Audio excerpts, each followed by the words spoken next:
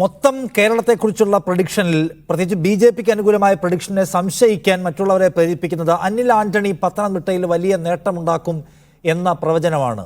സത്യത്തിൽ കെ സുരേന്ദ്രൻ ഉണ്ടാക്കിയതിനേക്കാൾ കൂടുതൽ മുന്നേറ്റം ഉണ്ടാക്കാൻ കഴിയുന്ന തരത്തിൽ പൊട്ടൻഷ്യൽ ഒരു കാൻഡിഡേറ്റ് ആണോ അനിൽ ആന്റണി? അങ്ങനെ പൊതുവെ വിചാരിക്കപ്പെടുന്നില്ല. നിങ്ങൾക്ക് അങ്ങനെ ഒരു കണക്കുകൂട്ടലുണ്ടോ? ഞങ്ങൾക്ക് ഉള്ള കണക്കുകൂട്ടൽ കേരളത്തിൻ്റെ പൊതുവായ രാഷ്ട്രീയ രംഗത്തുണ്ടായ മാറ്റമാണ്. അത് ഭാഗ്യവശാൽ LDFനും UDFനും മനസ്സിലായിട്ടില്ല. ഇനി മനസ്സിലായാലും അവർ സമ്മതിക്കുകയുമില്ല. കേരള രാഷ്ട്രീയ രംഗം ഇന്ന് ഒരു കാര്യം മനസ്സിലാക്കുന്നുണ്ട്. ഇവിടെ LDFും UDFും എത്ര ഒറ്റക്കെട്ടായി നിന്ന് ഇന്ത്യ മുന്നണി എന്നൊക്കെ പറഞ്ഞാലും കേന്ദ്രത്തിൽ BJP തന്നെയാണ് അധികാരത്തിൽ വരാൻ പോകുന്നത്. അത് ഇത്തവണയല്ല, ഇനി തുടർന്നും അങ്ങനെ തന്നെ ആയിരിക്കും വരിക. കാരണം ഇന്ത്യയുടെ രാഷ്ട്രീയ ചരിത്രത്തിൽ 60-66 കൊല്ലം തുടർച്ചയായിട്ട് കോൺഗ്രസ് പാർട്ടിക്ക് കേന്ദ്രം ഭരിക്കാമെങ്കിൽ BJPക്ക് ഇനി കുറച്ച് തവണ കൂടെ ഭരിച്ചാൽ തെറ്റൊന്നും ആരും കാണുന്നില്ല. അപ്പോൾ കേരളത്തിൻ്റെ രാഷ്ട്രീയത്തിൽ LDFും UDFും ചേർന്ന് തടവിൽ പാർപ്പിച്ചിരിക്കുന്ന രണ്ട് ന്യൂനപക്ഷ സമൂഹങ്ങളാണ് ക്രൈസ്തവരും മുസ്ലിങ്ങളും. ഞങ്ങൾ മാത്രമാണ് നിങ്ങളെ സംരക്ഷിക്കാനുള്ളൂ, അതുകൊണ്ട് ഞങ്ങളുടെ കൂടെ നിന്നില്ലേ നിങ്ങളുടെ തല പോകും എന്ന് പേടിപ്പിച്ച് ഭയപ്പെടുത്തിയാണ് കൂടെ നിർത്തിയിരിക്കുന്നത്. പക്ഷേ ക്രൈസ്തവ സമൂഹം ഇസ്ലാം സമൂഹത്തെക്കാൾ കുറെ കൂടി വേഗത്തിൽ കാര്യങ്ങൾ മനസ്സിലാക്കുകയും ദീർഘവീക്ഷണത്തോടു കൂടി തീരുമാനമെടുക്കുകയും ചെയ്യുന്ന സമൂഹമാണ്. ഇന്ത്യയിലെ ക്രൈസ്തവർക്ക് വ്യക്തമായ ഭൂരിപക്ഷമുള്ള സംസ്ഥാനങ്ങളിലൊക്കെ ഇന്ന് BJP ഭരണകക്ഷിയാണ്. ഇനി വ്യക്തമായ ഭൂരിപക്ഷം ഇല്ലെങ്കിലും മുൻതൂക്കമുള്ള ഗോവയിലും BJP തുടർച്ചയായി 3 തവണയായി ഭരണകക്ഷിയാണ്. ഇതൊക്കെ അവിടുത്തെ ക്രൈസ്തവ സമൂഹം അറിഞ്ഞുകൊണ്ട് തന്നെയാണ്, അല്ലെങ്കിൽ അവർ ജയിക്കില്ലല്ലോ. അപ്പോൾ അങ്ങനെയുള്ളൊരു മാറ്റം ഇന്ത്യയിൽ വരുന്നു. അതുകൊണ്ട് BJPയോടൊപ്പം നിൽക്കേണ്ടത് ആവശ്യമാണ്. നമ്മൾ ഇത്രയും കാലം വിശ്വസിച്ചിരുന്ന കോൺഗ്രസ് പാർട്ടിക്കോ അതിൻ്റെ നേതാവിനോ ഇനി വലിയ ഹോപ്പുമൊന്നുമില്ല.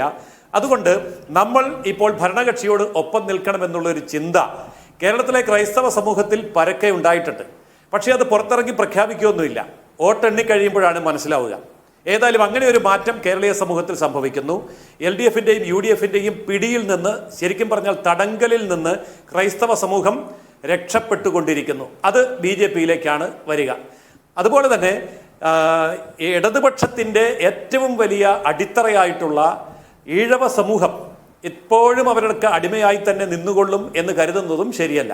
ആ കാര്യത്തിൽ ഇത്തവണ മാറ്റങ്ങൾ വന്നിട്ടുണ്ട്. അത് പുറമേ ഒന്നും കണ്ടില്ല എന്ന് വരും, പക്ഷേ വോട്ടെണ്ണുമ്പോൾ അത് കൃത്യമായിട്ട് ബോധ്യപ്പെടും. അപ്പോൾ ഇങ്ങനെ 2 ഫാക്ടറുകൾ ഇവിടെ വ്യക്തമായിട്ടുണ്ട്.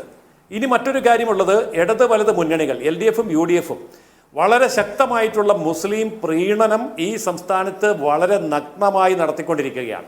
ഇപ്പം ന്യൂനപക്ഷങ്ങൾക്കുള്ള അവകാശത്തിൽ 80:20 എന്ന നിലപാട് സ്വീകരിച്ചപ്പോൾ തന്നെ അപ്പോൾ ആ 80% മുസ്ലിമിനും 20% മതി ക്രിസ്ത്യാനിക്കും എന്നുള്ള നിലപാട് സ്വീകരിച്ചപ്പോൾ തന്നെ ക്രൈസ്തവ സമൂഹം തീരുമാനമെടുത്തിട്ടുണ്ട്.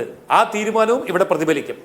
അപ്പോൾ ഈ തരത്തിലുള്ള വോട്ട് ഷെയറിങ്ങും സ്വിഫ്റ്റുമൊക്കെ സംഭവിക്കുന്നത് രാഷ്ട്രീയ തലത്തിലായിരിക്കില്ല. ഇപ്പം രാഷ്ട്രീയമായിട്ട് നോക്കുമ്പോൾ കേരള കോൺഗ്രസ് ഞങ്ങളുടെ കൂടെയുണ്ട്, മുസ്ലിം സമൂഹം ഞങ്ങളുടെ കൂടെയുണ്ട്, ഇങ്ങനെയൊക്കെ കണക്ക് കൂട്ടിയിരുന്ന കാലഘട്ടം പോയി. സമുദായ കണക്ക് വെച്ചുകൊണ്ട് രാഷ്ട്രീയ കണക്ക് കൂട്ടിയിരുന്ന കാലഘട്ടം ഇന്ത്യയിൽ മുഴുവൻ മാറി, കേരളത്തിലും മാറിക്കൊണ്ടിരിക്കുകയാണ്. അപ്പോൾ ഈ ഒരു മാറ്റം വളരെ വലിയൊരു മാറ്റമാണ്. ആ മാറ്റം ഇടതുപക്ഷത്തിന് മനസ്സിലാവില്ല, വലതുപക്ഷത്തിന് മനസ്സിലാവില്ല. എന്നാൽ ഇടതുപക്ഷത്തും വലതുപക്ഷത്തുമുള്ള ആൾക്കാർക്ക്, CPMലും കോൺഗ്രസിലുമുള്ള ചിന്തിക്കുന്ന ആൾക്കാർക്ക്, പഠിക്കുന്ന ആൾക്കാർക്ക് അത് മനസ്സിലായിട്ടുണ്ട്. അവരൊക്കെ തന്നെ BJPയിൽ എത്തിയിട്ടുണ്ട്. ഈ 4-ാം തീയതിക്ക് ശേഷം, റിസൾട്ട് വന്നതിന് ശേഷം ധാരാളം പേര് CPMൽ നിന്നും കോൺഗ്രസിൽ നിന്നും BJPയിലേക്ക് വരികയും ചെയ്യും.